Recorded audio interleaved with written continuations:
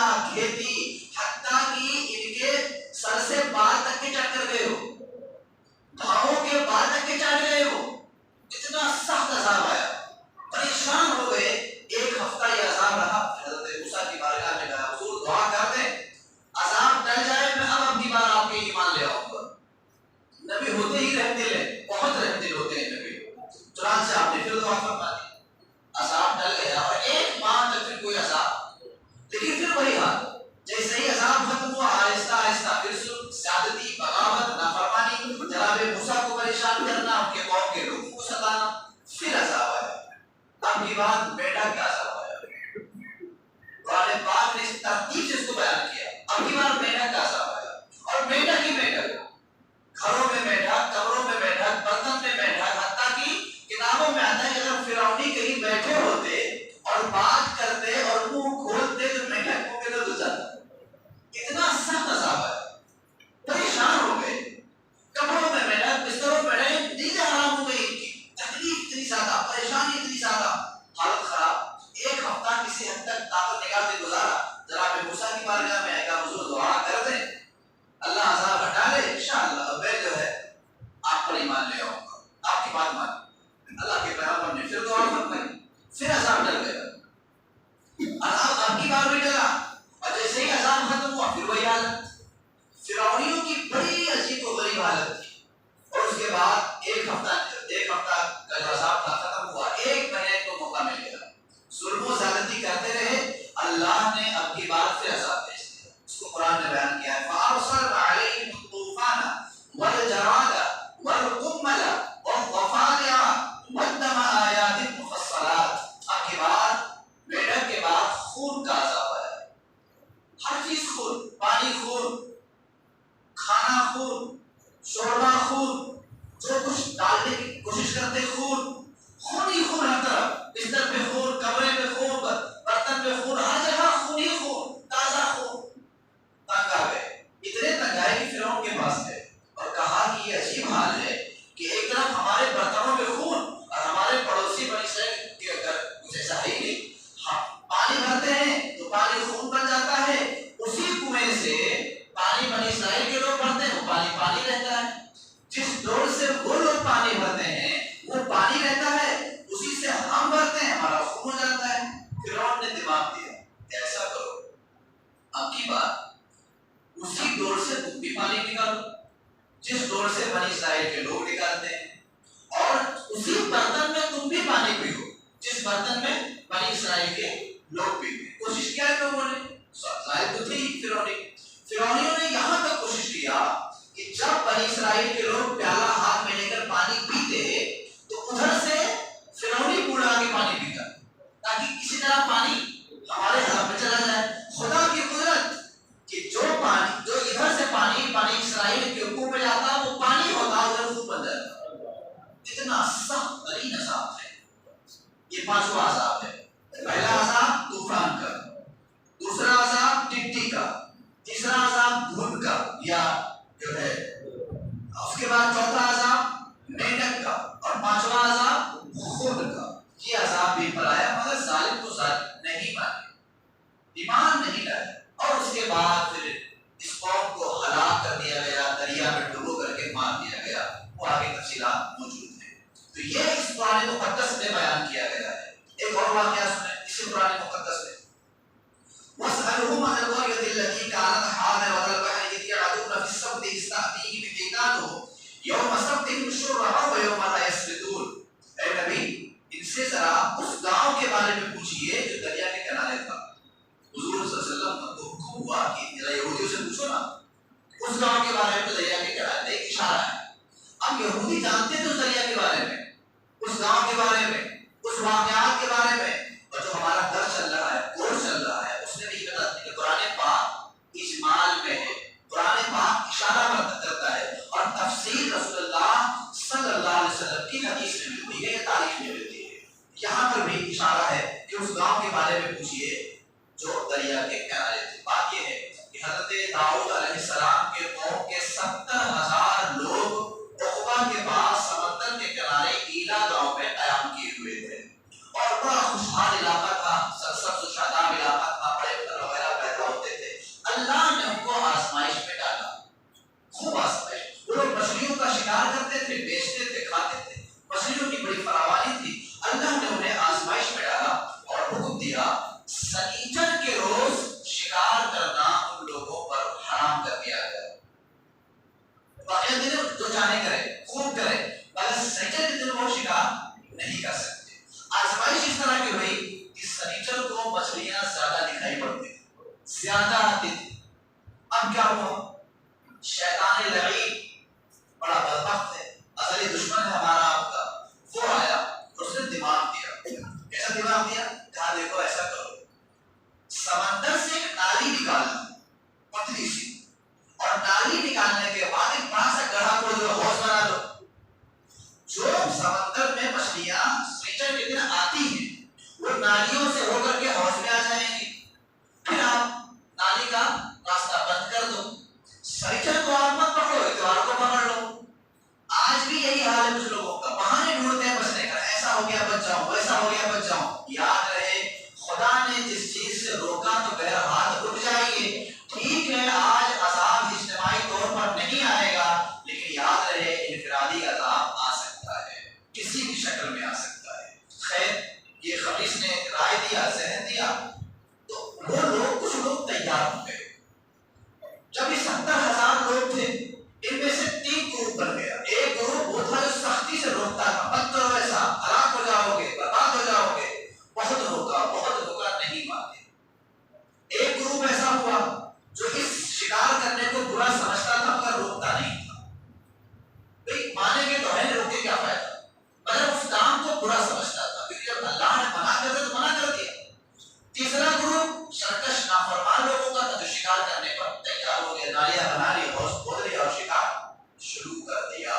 پھر کیا ہوا، وہ جس نے کہا تھا، روکا تھا ان کے مت شکار کرو، ان لوگوں نے اپنے گاؤں میں پارٹیشن کر دیا، دیوار کھڑی کر دی، اور ایسی دیوار کہ ان لوگوں سے الگ ہو گئے کہ ان لوگوں نے اللہ کی نافرمانی کی ہے، اب ان کے ساتھ نہیں ملنا جلنا نہیں کریں گے، ان سے الگ رہیں گے، دیوار کھڑی کر کے اپنا ایک الگ سائڈ میں ہو گئے اور ایک دروازہ لگا دیا۔ پھر کیا ہوا، جناب داؤد علیہ السلام نے ان لوگوں کے لیے بد دعا کر دی جن لوگوں نے شکار کیا تھا۔ پھر کیا ہوا، بد دعا کے نتیجے میں دوسرا دن جب آیا اور جن لوگوں نے دیوار کھینچ کے اس طرف چلے گئے تھے، جب انہوں نے اپنے گاؤں والوں کی آواز نہیں سنی، خاموشی نظر آئی، تو دروازہ کھول کے دیکھا کہ دیکھو گاؤں والے کس حال میں ہیں، تو دیکھا کہ سب کے سب بندر بنا دیے گئے، اور وہ 12,000 لوگ تھے جو بندر بنا دیے گئے تھے۔ کتنے تھے؟ 12,000 لوگ۔ اب یہ لوگ ان کے پاس آئے تو وہ بندر جو کہ انسانی بندر بنائے گئے تھے وہ ان لوگوں کو پہچانتے تھے، مگر یہ لوگ ان کو پہچان نہیں سکتے تھے۔ کتابوں میں آتا ہے کہ وہ بندر ان لوگوں کے پاس آئے، کپڑوں کو سوکھا اور زاروں قطار رونے لگے، پر ہم کیا ملے گا کر کے، دنیا کے لالچ میں ایک دن کے شکار کے لیے کیا کر لیتے تم، مگر لالچ اتنی بڑی بلا ہے کہ نبیوں کے خلاف کھڑی کر دیتی ہے۔ نتیجہ یہ ہوا کہ 3 دن تک یہ لوگ زندہ رہے، نہ کچھ کھا سکے نہ پی سکے، اور اس کے بعد اللہ کا عذاب آیا اور ہلاک ہو گئے۔ تو اس واقعے کو اس سورہ آراف کے اندر اللہ تعالیٰ نے بیان فرمایا، اور بہت سارے ہیں مگر میں کچھ اشارت بتاؤں گا۔ ایک واقعہ اس 8ویں پارے کی سب سے آخری میں بیان فرمایا گیا، وہ ہے حضرت صالح علیہ السلام کا واقعہ۔ صالح علیہ السلام کے قوم کے لوگوں نے کہا کہ اے صالح اگر آپ نبی ہو تو اس پہاڑ سے ایک اونٹنی پیدا کرو جو بالکل تندرست ہو، جوان ہو، دامن ہو، لمبی چوڑی ہو، خوبصورت ہو، وغیرہ وغیرہ۔ اللہ کے نبی ہیں، آپ نے اشارہ فرمایا پہاڑ کی طرف، تو ایک اونٹنی پیدا ہوئی، نکل کے آئی باہر، جو دامن بھی تھی، تندرست بھی تھی، بلند قامت تھی، انتہائی خوبصورت تھی۔ یاد رہے ایک بڑی اہم بات عرض کر دوں، رسول اللہ صلی اللہ علیہ وسلم سے بھی مکہ کے کافروں نے بہت سارے معجزات کا مطالبہ کیا تھا، حضور نے بہت سارے معجزات دکھانے سے منع کر دیا تھا۔ معجزات دکھانے سے اس کا یہ مطلب نہیں ہے کہ دکھا نہیں سکتے تھے، جب دکھانے پہ آئے تو 4 کو چیر بھی دیا ہے۔ مطلب یہ تھا کہ جب معجزہ ظاہر ہو جاتا ہے اور پھر قوم نہیں مانتی تو اللہ کا عذاب آ جاتا ہے۔ جب معجزہ آ جائے اور پھر نہ مانے تو پھر اللہ کا، اور نبی رحمت جناب محمد رسول اللہ تو رحمت للعالمین ہے، وہ کوشش کرتے رہے، یہ لوگ مطالبہ کرتے تھے۔ مکہ کے کافروں نے کہا قرآن اسی بارے میں کہ ان لوگوں نے کہا کہ اے نبی، پہلے کے لوگ جب نبیوں کی بات نہیں مانتے تھے تو وہ لوگ بد دعا کرتے تھے اور قوم کے لوگوں پہ عذاب آتا تھا، ہم بھی تو آپ کو نہیں مانتے، بد دعا کر دو میرے لیے، ہم پر بھی عذاب آ جائے۔ اس طرح کی باتیں بڑے ظالم تھے نا،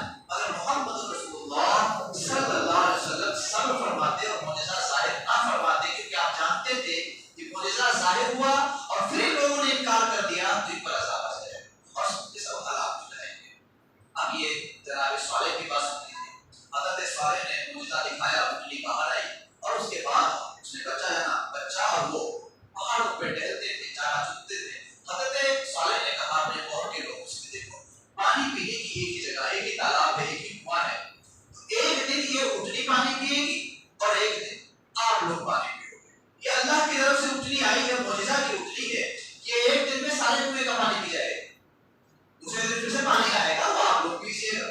لوگوں نے بات مانی اور کچھ دن ایسا چلتا رہا، مگر ظالم ہوتے ہی ظالم ہے. اس کے بعد لوگوں کی نیت خراب ہو گئی کہ آج ایک دن پانی پینے کو نہیں ملتا، تو لہٰذا اٹھنے کو ہی مار دیا جائے. وہ اٹھنی آنکھ اٹھنے نہیں تھی، نعمت اللہ قرآن میں آیا ہے کہ اللہ کی اٹھنی معجزہ سے پیدا ہوئی تھی. ایک ظالم تیار ہوا اور اس نے جو ہے اس اٹھنی کے چاروں پیر کاٹ دیے اور ذبح کر ڈالا. اور اللہ کے نبی جناب صالح سے بدتمیزی اور بے ادبی کے ساتھ گفتگو کیا. آپ نے منع کیا تھا کہ اللہ کا عذاب آئے. پھر کیا ہوا؟ ایک چنگھار آئی، ایک آواز آئی، بچہ تو غائب ہو گیا، وہ اٹھنے کا تو کوئی معجزہ کرتا. اب چنگھار ایسی زبردست آئی اور ایسا زبردست بے عذاب آیا کہ کتابوں میں آتا ہے اٹھنے کے بعد گرے اور سب کے سب پورا علاقہ تباہ بالا برباد ہو گیا، ہلاک ہو گیا. اللہ کے پیغمبر جناب صالح علیہ السلام نے اس علاقے کو چھوڑ کر جا کے قلم تشریف لے گئے. میرے آقا محمد رسول اللہ صلی اللہ علیہ وسلم اس علاقے سے گزرے ہیں جس علاقے پہ عذاب آیا تھا. جب جنگ تبوک کے لیے میرے آقا جا رہے تھے اور وہ علاقہ جب آیا جہاں پر حضرت صالح کی قوم پہ عذاب آیا، تو میرے آقا نے کہا صحابہ خبردار جلدی سے یہاں سے گزر جانا، چہرہ چھپا کے گزر جانا، یہاں کی چیزوں سے نفع مت لینا. جہاں پر جس زمین پر اللہ کا عذاب آتا ہے وہ زمین منحوس ہوتی ہے. میرے آقا و مولا وہ زمین سے گزرے ہیں. بس مجھے بات پڑھی سے اللہم صلی علی سیدنا شفیعنا مولانا محمد بارک وسلم السلام علیہ رسول اللہ صلی اللہ علیہ وسلم. ابھی تو بہت سارے واقعات ہیں جو گزر گئے ہیں. حضرت شعیب علیہ السلام کے اس میں ہیں، حضرت نوح علیہ السلام کے بھی ہیں. پھر مکالمہ ہے فرعون اور جناب سیدنا موسیٰ علیہ السلام کا، حضرت آدم اور ابلیس کا واقعہ بھی اسی کے اندر ہے. بڑی تفصیلات ہیں.